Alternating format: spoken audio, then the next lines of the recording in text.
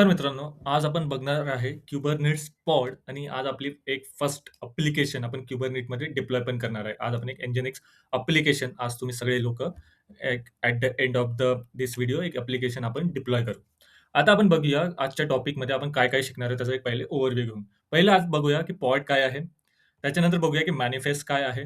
Okay. त्याच्यानंतर आपण आपला डेमोसाठी आपली रिक्वायरमेंट काय राहील? आज आपण एक EC2 इन्स्टन्स क्रिएट करणार आहे. त्यानंतर त्याच्यात मिनिक्यूब इन्स्टॉल करणार आहे. मिनिक्यूब काय आहे? एक Kubernetesचं एन्व्हायर्नमेंट आपल्याला प्रोव्हाईड करणार, ज्याच्यात आपण Kubernetesची ॲक्टिव्हिटी परफॉर्म करू, आपलं पॉड डिप्लॉयमेंट. त्यानंतर क्यूबलेट आपण kubectl इथे इन्स्टॉल करणार आहे. आता तुम्ही प्रिव्हियस व्हिडिओ आर्किटेक्चरमध्ये बघितलं, जसं आपण वर्कर नोडवर काम करू ना, वर्कर नोडमध्ये कोण ऑपरेट करतं, कोण फ्रंट गेट राहते काम करण्यासाठी? kubectl. ओके. आणि ॲट द एंडमध्ये आपण आपली एक Nginx ॲप्लिकेशन डिप्लॉय करणार. आता आपण बघूया की Kubernetesमध्ये पॉडचं एक्झॅक्टली काय काम आहे आणि पॉड म्हणजे काय? आता तुम्ही बघा, तर पॉड काय आहे? एक पॉड एक Kubernetes म्हटलं तर Kubernetes आहे कंटेनर ऑर्केस्ट्रेशन टूल. तर कंटेनर ऑर्केस्ट्रेशन म्हणजे काय आहे, की कंटेनरला मॅनेज करणारं टूल आहे. तर कंटेनरला मॅनेज करेन, तर कंटेनर कोणाच्या अंडरमध्ये काम करेन? फॉर एक्झाम्पल द मॅनेजर आहे. ओके, एक कंपनी आहे. आपण एका कंपनीमध्ये काम करत आहे. आता आपल्याला काम कोण असाइन करतं? आपण कोणाच्या अंडरमध्ये काम करतो? आपण आपल्या मॅनेजरच्या अंडरमध्ये काम करतो. Kubernetesमध्ये असाच कन्सेप्ट आहे. पॉडच्या अंडरमध्ये कंटेनर काम करत असते आणि कंटेनरमध्ये आपली ॲप्लिकेशन रन करते. तर ॲट द एंड काय तुमचा एंड गोल आहे, की पॉड काय आहे? आपल्या ॲप्लिकेशनला डिप्लॉय कंटेनरमध्ये होते आणि कंटेनरला मॅनेज पॉड करत असते. ओके. आता आपण बघू, इथे तुम्ही समजलं, की पॉड काय करते? एक रॅपर प्रोव्हाईड करते कंटेनरच्या वर आणि त्याच्यामुळे कंटेनरला कोण? पॉडच मॅनेज करतो. ओके.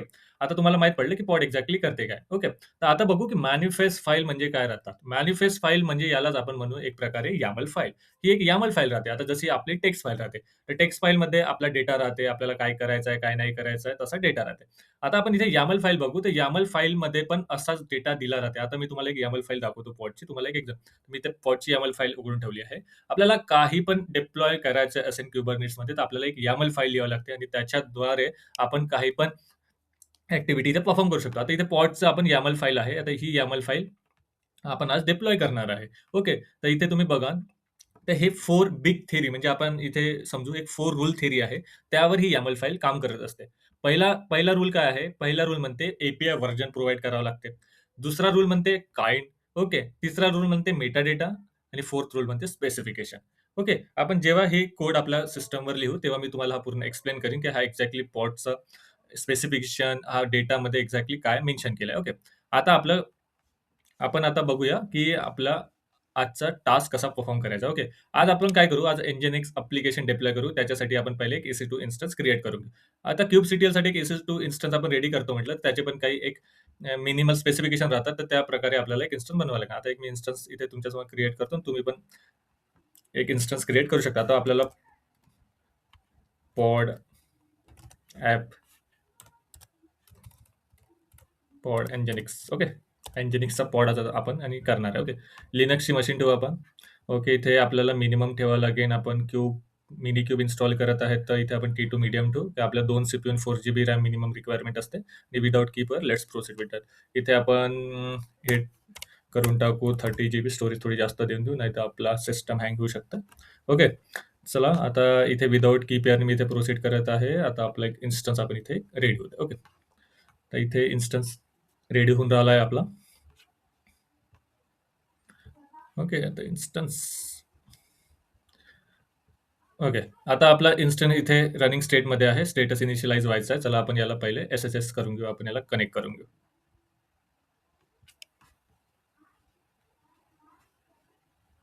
ओके. आता आपण इथे आपला सिस्टमवर कनेक्ट होता EC2 इन्स्टन्सवर आपल्याला काही पण आपण ॲक्टिव्हिटी परफॉर्म करणार. आपण आपल्या EC2 इन्स्टन्सवर परफॉर्म करणार आहे. आपली ॲप्लिकेशन या EC2 इन्स्टन्सवर डिप्लॉय होणार. आता आपण इथे रूट युजर बनवून जाऊ पहिले. आता आपलं लिनक्स सर्व्हर आता इन्स्टॉल करून घेऊ. अपडेट करू घेऊ आपण सिस्टमला.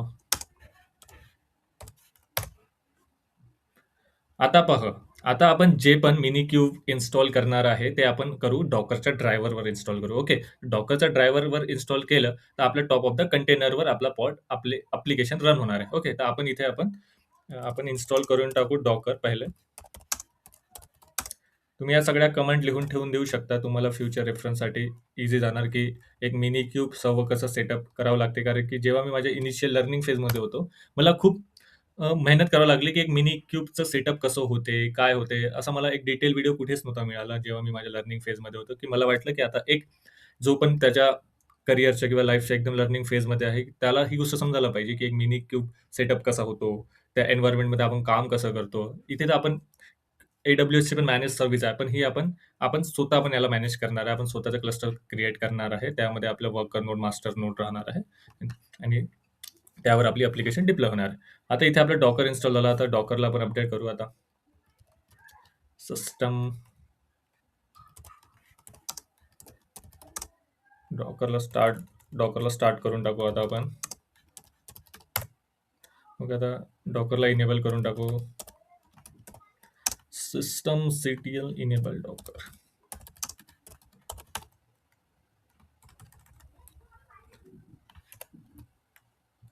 ओके. आता डॉकर पण आपलं इनेबल झालं. आता आपलं मेन आहे, तर आपण आता मिनीक्यूब इन्स्टॉल करू. मी या काही कमांड इथे पहिलेच लिहून ठेवून दिल्या आहे. आता मी त्या कॉपी पेस्ट करणार आहे. आता पहिले मला काय करायचं आहे, मिनीक्यूब इन्स्टॉल करायचं. त्याच्या पहिले मी काय करीन, एक कॉन्ट्रॅक्ट इन्स्टॉल करणार. ओके. हे आता कॉन्ट्रॅक्ट इथे इन्स्टॉल होऊन राहिलं आहे. आता मी ते क्लिअर करतो, कारण की स्क्रीनवरती चांगल्याने दिसून पडेल.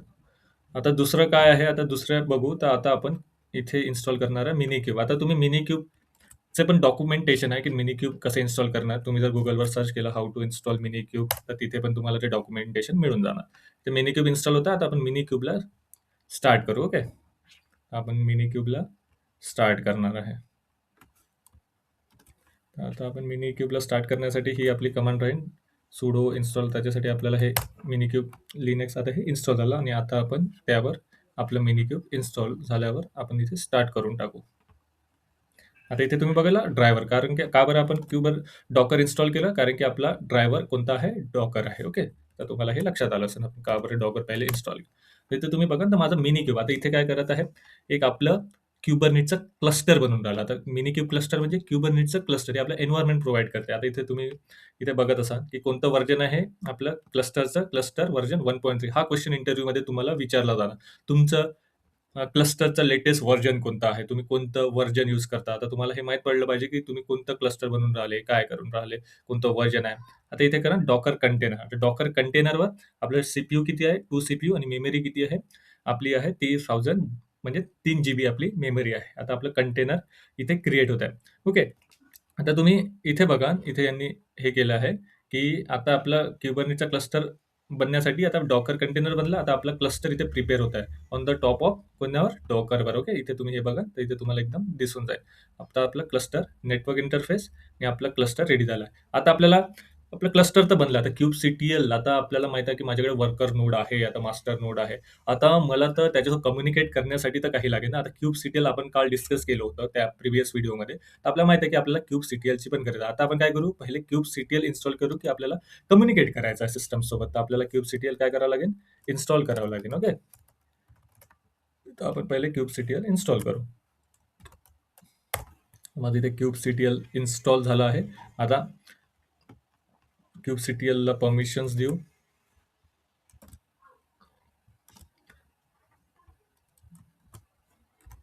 ओके. आपण एक्झिक्यूटची kubectl ला परमिशन देत आहे. त्याच्यानंतर आपण एक डायरेक्टरी क्रिएट करू.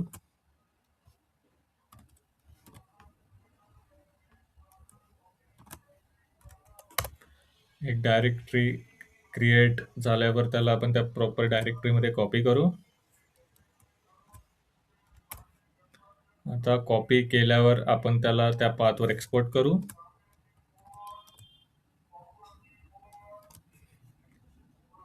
कारण की ही गोष्ट मला खूप लेट शिकायला मिळाली. जर तुम्ही हा व्हिडिओ प्रॉपर प्रॅक्टिस केला, तुम्ही स्वतःचा एक मिनीक्यूब सर्व्हर, एक तुम्ही स्वतःचा पॉड डिप्लॉय करू शकता. तुम्ही विचार करा, की इनिशियल टाईममध्ये तुम्हाला स्वतःचा क्लस्टर, तुम्हाला स्वतःचा पॉड डिप्लॉय करता येतं. एक ऑटोमॅटिकली तुमच्या Kubernetesमध्ये शिकण्याचा कॉन्फिडन्स ऑटोमॅटिकली वाढून जाईल. ओके. आता तुम्हाला इझिली समजेल, की ह्या गोष्टी वर्क कसं करते. Kubernetesला खूप हार्ड बनवून ठेवलं आहे, पण तुम्ही जर त्या कन्सेप्टला इझी वेमध्ये समजण्याचा प्रयत्न कराल ना, तर it's very easy to understand and execute. Okay. तर आता आपण इथे व्हर्जन आपलं इन्स्टॉल तर झालं आहे. आता इथे आपण व्हर्जन चेक करू. आता इथे व्हर्जन kubectlचं बघायचं आहे, की आपलं व्हर्जन कोणतं. आता kubectlचं मी इथे करेन पहिले kubectl. ओके. आता इथे माझं kubectl इन्स्टॉल झालं. आता kubectl केलं तर मला ह्या सगळ्या गोष्टी दिसून राहिल्या. ओके. आता जर मला kubectl आता जर माझं Kubernetes मी मिनिक्यूब इन्स्टॉल केलं. माझं क्लस्टर ते इन्स्टॉल केलं. आता मला बघायचं आहे, की माझी नोड आता तुम्हाला बघायचं आहे ना, की तुमची नोड कोणती आहे. आता आपण जसं बघितलं होतं वर्कर नोड, मास्टर नोड. तर आपल्याला इथे मिनिक्यूबचं नोड बघायचं. kubectl गेट पण नोड्स करू पहिले. ओके. तर इथे बघा, इथे माझं कमांड चुकली आहे. Get node. आता इथे बघा तर आता माझं control plane. Okay. Control plane म्हणजे मास्टर नोड. आता मास्टर नोड तुमची रेडी झाली आहे आणि kubectl सोबत कम्युनिकेट करायला हे रेडी झालं.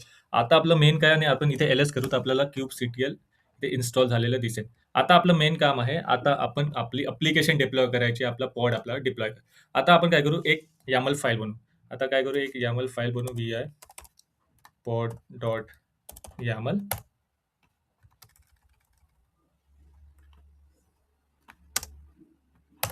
काय करू, एक pod.yaml. आता इथे आपल्याला आपला कोड लिहायचा आहे. ओके.